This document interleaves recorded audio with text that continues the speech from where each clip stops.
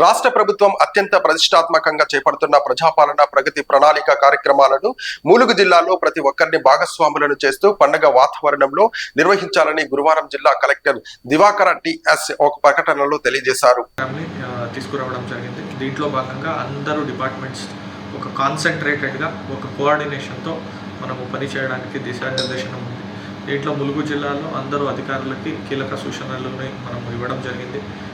రేపు కూడా మనకి అర్స్ట్వైల్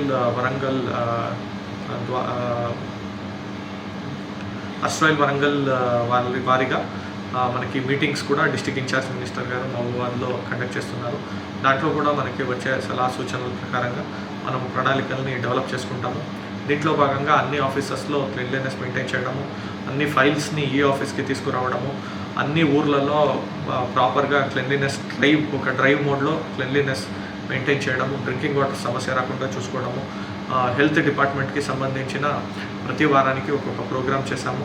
వాళ్ళు వారంలో ఒకరోజు ఒక పిహెచ్సిలో entire specialist doctors, gynaecology, orthopaedics ఇట్లా స్పెషలిస్ట్ డాక్టర్స్ పిహెచ్సికే వస్తారు. అక్కడ వచ్చి స్పెషలిస్ట్ కేర్ని కూడా అక్కడ ఉన్న ప్రజల్లో వాళ్ళందరినీ తీసుకోవచ్చు. ఇట్లా రకరకాల ప్రోగ్రామ్స్ దాదాపు 12 డిపార్ట్మెంట్లు కలిపి ఈ ప్రోగ్రామ్ని డిజైన్ చేయడం జరిగింది. ఈ ప్రోగ్రామ్ ప్లానింగ్ని మనము పబ్లిక్ డొమైన్లో కూడా పెడతాము.